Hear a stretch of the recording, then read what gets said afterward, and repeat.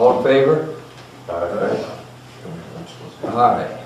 Now we have a distinguished guest here that's going to talk to us about the comprehensive land plan.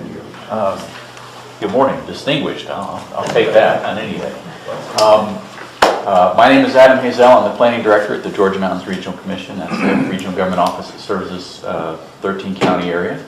And we had the pleasure of working with Raven County and all the cities on the update of their comprehensive plan a few years ago.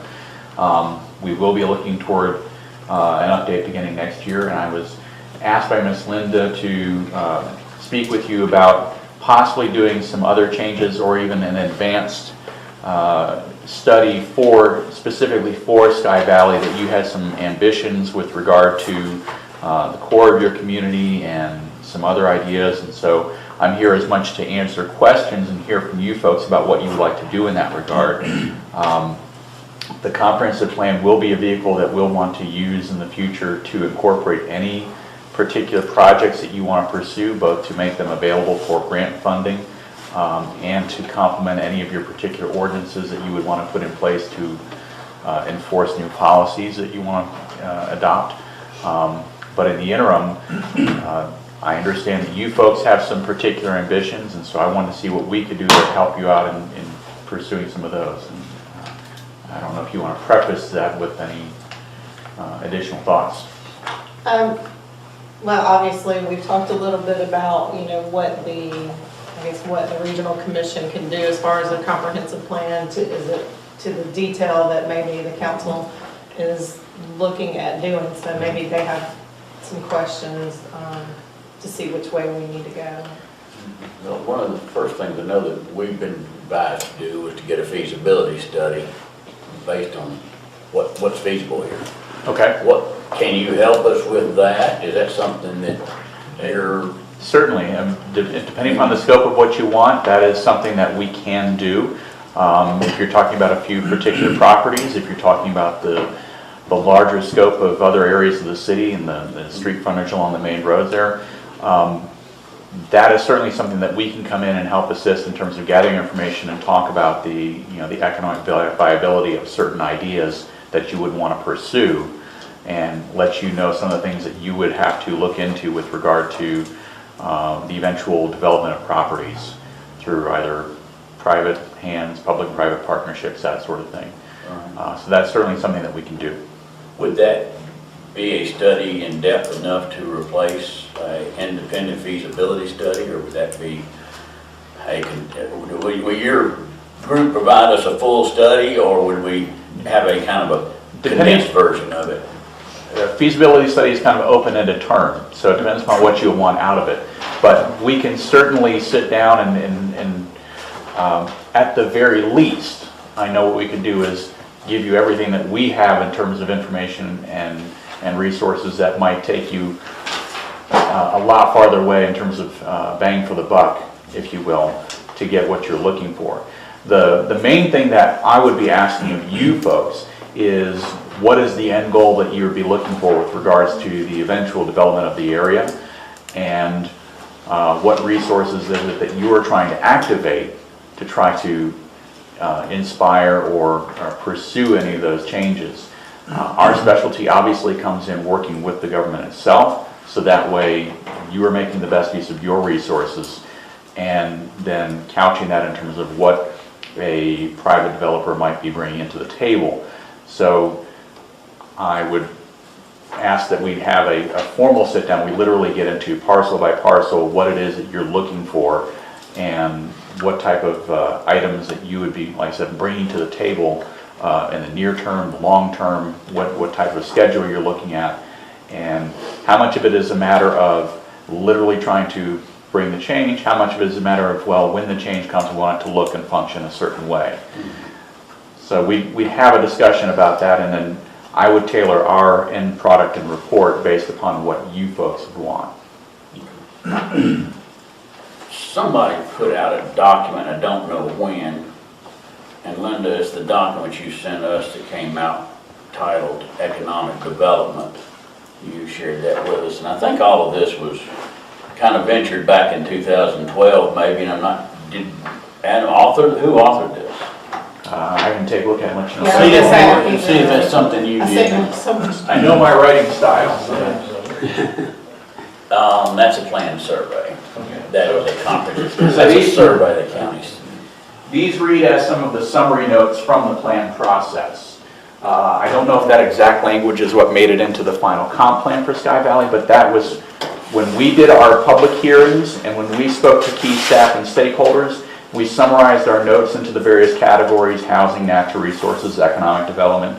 And what you see there is basically the summation of those meetings and the results of that process. Okay, so this is your summation of that, so that's great. I mean, this pretty much outlines Yes. where I think, several of the things Sky Valley needs to go to grow a little bit. I mean, it's got to have some growth. When we went through that process, there was that discussion about trying to invigorate, for lack of a better term, we'll call it downtown Sky Valley right now, the core of the community, based upon there was the prospect of additional development that was going to be coming in, some multi-story structures, and there is the talk of, what can we do to bring back the possibility of a hotel into the area, a possible conference facility, and maybe something that could act as a small commercial shop or restaurant in the community. So there was talk about that as part of a general economic development ambition for Sky Valley. And at the time, we weren't prepared in the group, in our discussions, no one was prepared to say, yes, we want definitively X, Y, and Z, we want it to look exactly like this. So that was something that we were putting off, and that might be what we're looking at now, based upon what I'm hearing. Okay. How do we go about that? Okay. The first thing that we want to do is have a very particular session with multiple members of my staff, meeting with you guys and talking about explicitly what you, the city, with a capital C, would like to see delivered, both in terms of a product here and in terms of the end product for the community. Then we would certainly set up a public information process. We want to have a number of the citizens and residents to come out and share their thoughts. We would talk with realtors, we would talk with hoteliers, we would look into the resources as far as what the city would be wanting to, like I said, what are they going to be able to bring to the table in terms of utilities, long-term financing, etc. And ultimately get into what we would call a conceptual design phase and say, okay, based upon what we're hearing, you can possibly sustain X thousand square feet of this, X thousand square feet of commercial, and try to literally put the pieces of the puzzle onto the ground and see what it might look like and how that works for your community. And ultimately come up with something that you would then be able to use to take to private developers, take to potential partners and say, we're willing to support and want to see something like this. Does that work with you? And then hopefully we find someone that can be a good partner with you and bring in what you're looking for. I think that was all passed way back when Merrill put out the first. I think most of what we wanted to do was follow his plan anyway, so. And that may well be the case. That would just be a matter of taking some of those materials and updating it to current finances and building trends and this sort of thing. And if that's the case, fine. Our effort is we're essentially support staff for the local governments within our region. And our job is to help out when you have special needs like this, to fill in those gaps where you don't have somebody that's readily doing this. So whatever you would need out of it, how little or how much, we would want to try to help out. Good. And that's part of your services, or would there be any additional costs? Depending upon the scope, we might ask for something. Just largely when it comes into the multiple travel, public meetings, and the extent of work that comes outside of our work scope, we certainly have stuff that through our dues and our DCA funds that would go toward this. But the more time and money that comes into it that affects what we do with everything else, obviously we look to recoup some of that cost. But we would tailor it to whatever budget you would ask. And you said when you first started talking that you're actually, this comprehensive plan that was developed now is what, 14, and you got a new one due when next year? We will be starting that next year, yes. Okay, so in other words, we got to have it ready anyway. It will be coming up soon. And that's where you folks will probably be having that discussion in terms of, does that document go far enough for you? Do you want to do something that takes that one deeper, or do you want to do something that's a little bit more independent and earlier, and so that way you can start your follow-up implementation efforts earlier as well? Thank you. Have you ever dealt with a city like Sky Valley before? We don't have anything here, okay? And in the cities that I've traveled in the state, they at least have something to start with. So have you had any dealings with a similar size city with the lack of things and brought them to a certain point? As a city, no, but I've certainly done work with, started off on a project with the Innsbruck Golf Community inside Hetland, where they were trying to bring something of a conference center facility into their community. And we've also done work with a number of smaller cities in the area, everything from Maysville and Young Harris and Claremont, places where folks are finding everything that they would need outside the city limits. And what they can do as far as an identity and what resources they bring to the table are obviously pretty limited, especially those communities that don't have a property tax. So that's one of the things you put into the equation.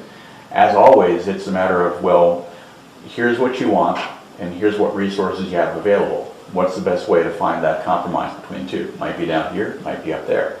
That's what you go through the exercise to discover. And we would certainly make sure that, like I said, whatever works fits for Sky Valley. I would also say that you would probably want to make sure these discussions look at it maybe not under the assumption of, well, we want to do whatever development in the next 2 years. You want to do the development when you can afford to do it, and you want to make sure that when it comes in, it's what you want. And so you dress it in that way. And if it happens as early as you want, great. If it takes time to find the right fit, what's more important is getting it right rather than getting it rushed. And you've had success with these smaller cities? And how you define success is a matter of... For some of their pursuits, you're looking for something that's very particular. With a number of communities, we certainly helped out with design schemes or conceptual designs for things like parks. The park at Maysville is something that has come along very quickly, and the restoration of historic properties. So there are elements that we have done. Depending upon what you want, I don't know if we've done something exactly that would bring in, say, a hotel into a community, but... Well, I'm not trying to put you on the spot. I'm just trying to see, based on your track record, what your success rate would be. And it's not your success rate per se, it's the community that has to be successful. My division sets up the plan for the community, and then there is an economic development wing which helps out as far as the financing that comes to make things happen. So I've been pretty successful in giving things that people want, and they're chasing those realities. Okay. What they get on the back half, that's more the market-driven aspect. Thank you. Mm-hmm. What's your thought on this next site coming in by Georgia Power? I think that's pretty interesting that they have targeted Rayburn County as a next growth site for them to prepare for. Any thoughts on that? I can't offer anything comprehensive at this point as far as what it means. And when I come to a community, my job is to help you get what you want out of it. You always run that concern with this part of the state where a lot of folks that are up here to get away from everyone else. And a lot of your neighbors and peer communities, they're fighting to retain their rural character, but at the same time they also want jobs for them or their children or whatever. The market is shifting in that ground. So I always tell a community, fight for what you want, whether or not that's what the realtors or Georgia Power, whatever says is coming. It's nothing definitive as far as that, yes, everyone is going to come to Rayburn County. Right. You guys have as much say based upon what you invest in terms of roads, utilities, and schools, etc. That influences that level of development.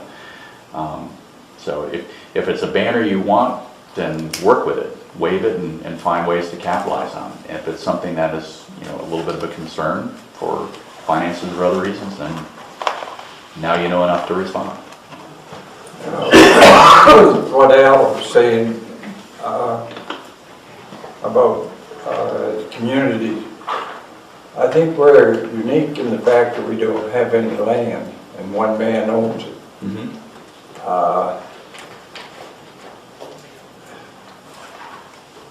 Probably you've never worked in a situation like this, but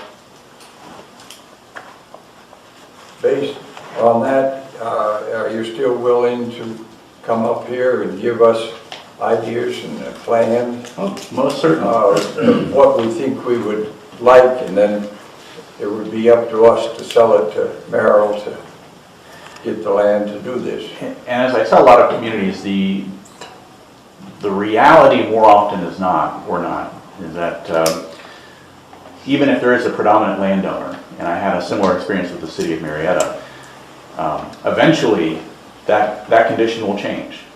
You know, the person, they'll leave it off to the heirs, and the heirs will do something, or they will eventually sell it off for financial gain. Like I said, you want to plan for whatever preparation and change might happen whenever it happens.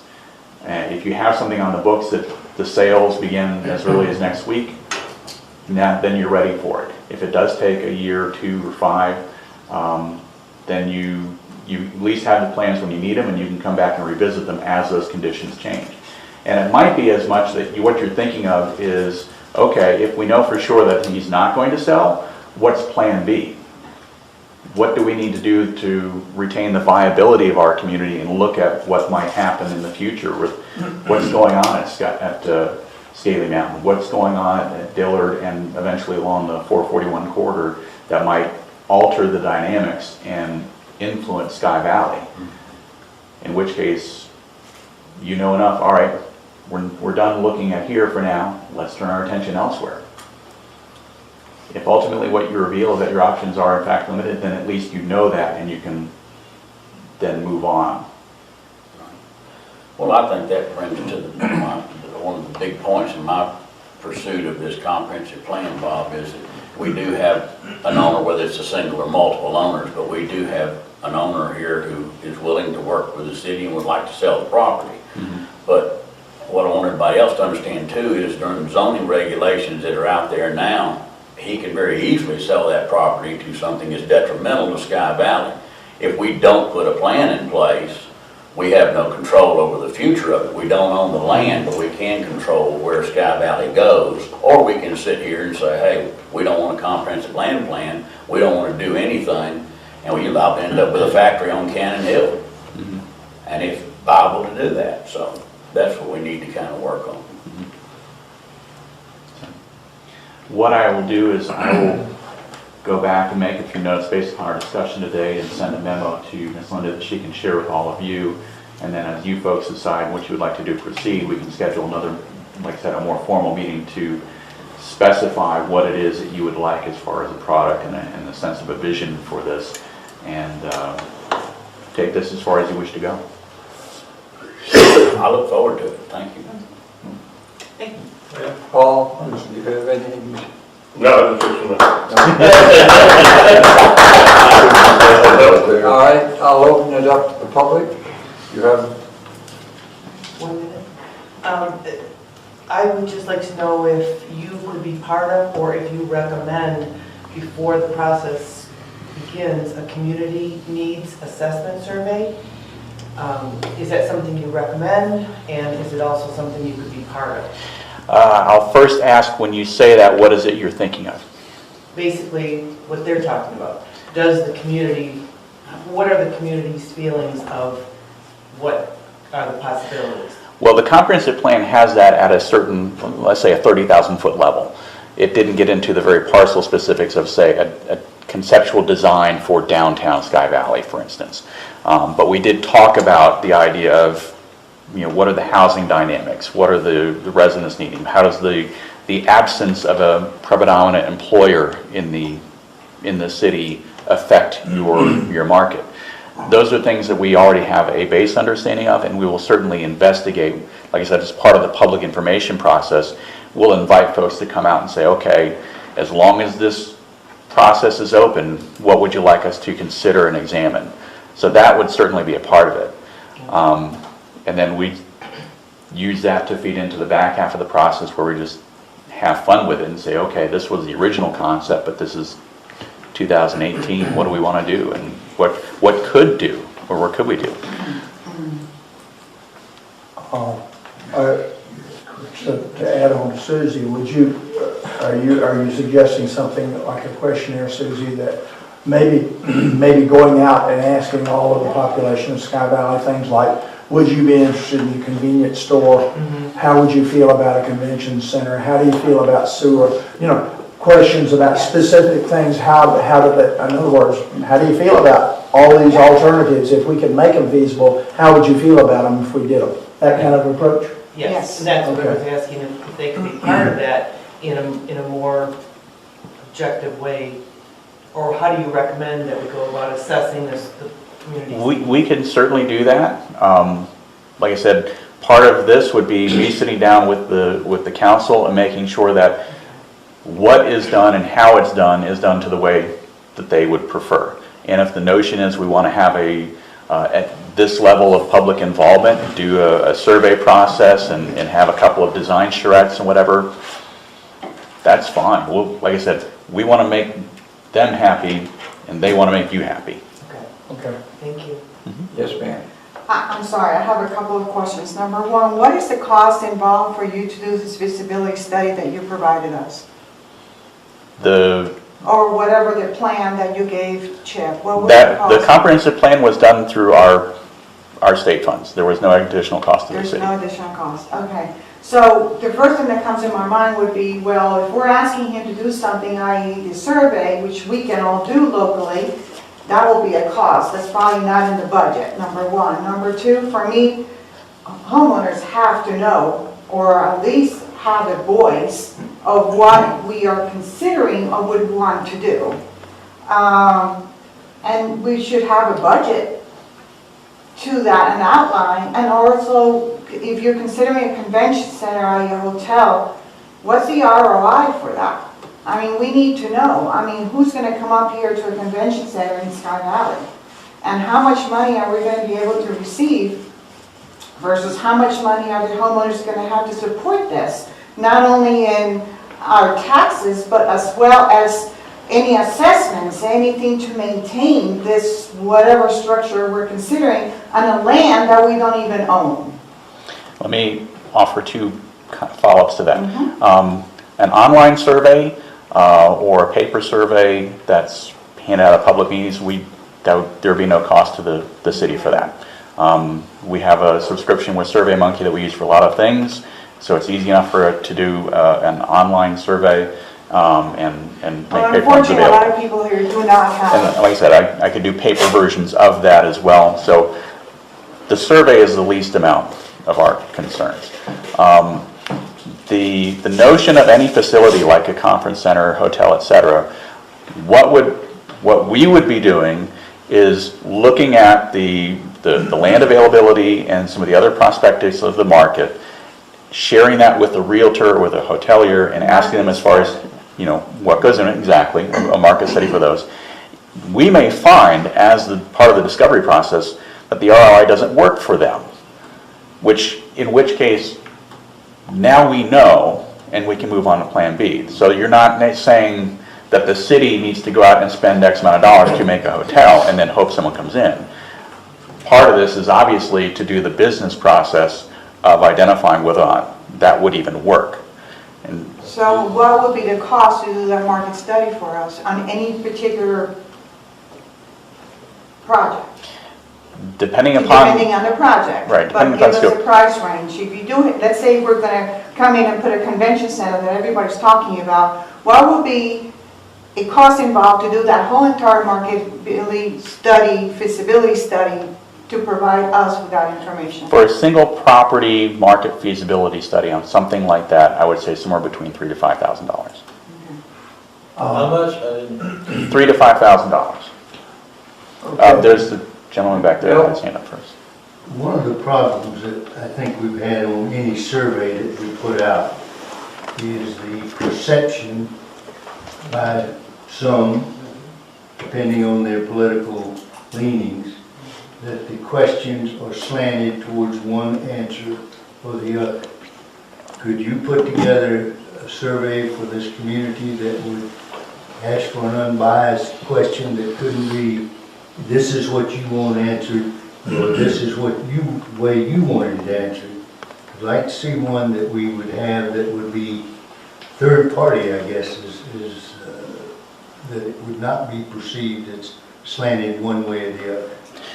We would certainly be trying for that. A lot of it would be prefaced on the parameters of what the end product is supposed to be looking at, obviously. And then, ultimately, it's going to be reviewed by somebody, whether it's the city council or an advisory committee. Someone locally is going to be looking at it before we consider it live or active, because we would want them to make sure we're delivering something that they want us to ask. So whether or not in that level of filtering it accomplishes what you're asking for, I can't say. We would certainly be looking for that, because I'm not looking at it from a political standpoint. I'm looking at it from a functional standpoint for the community. So. One more. Well, just a comment. I think we're getting lost in the weeds.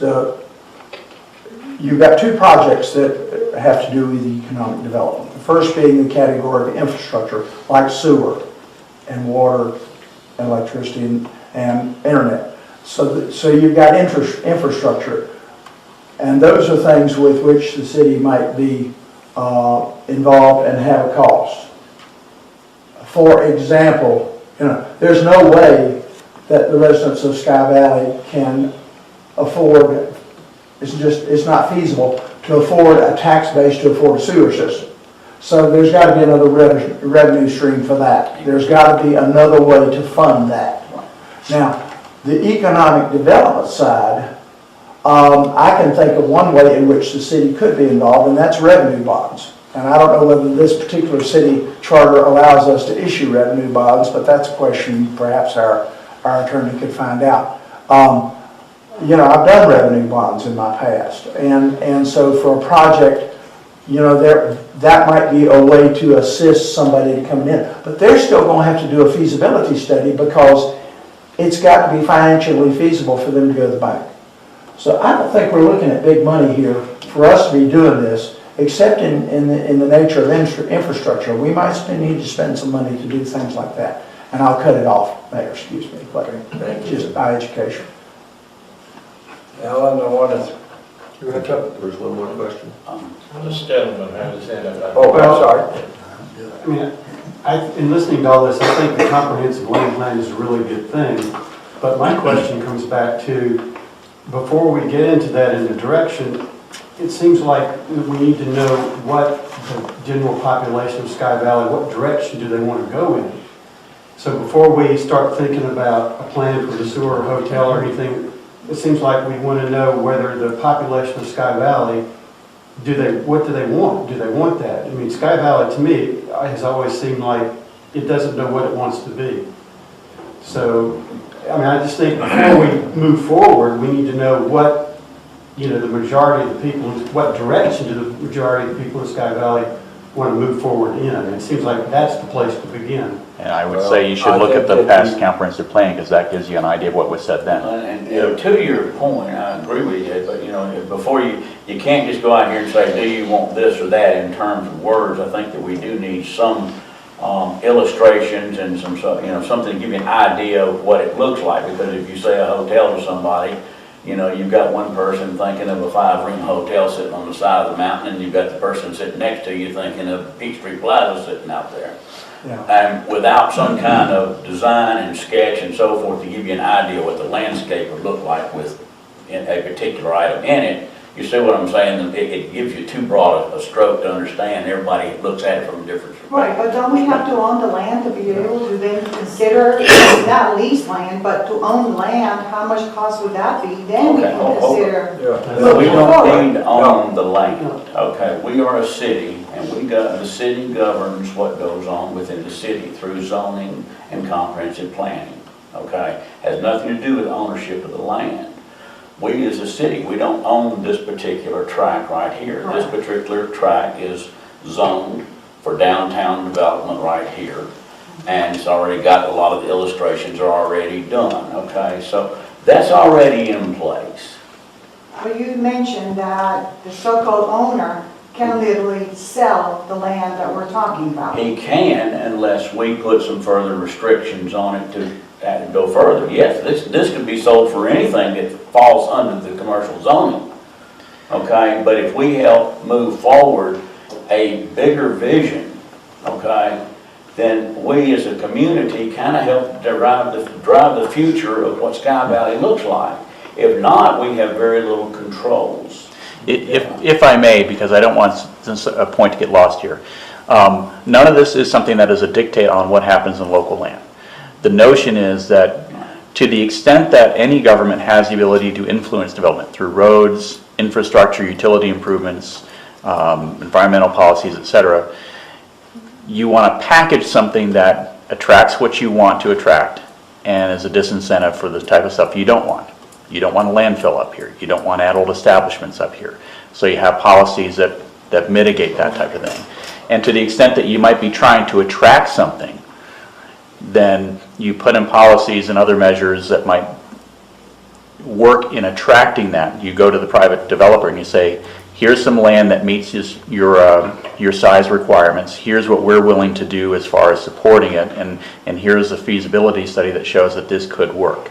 And I think that's what they're trying to set up, is something that at least makes it possible that they can use to advertise and share to the private enterprise and make that possible for the area.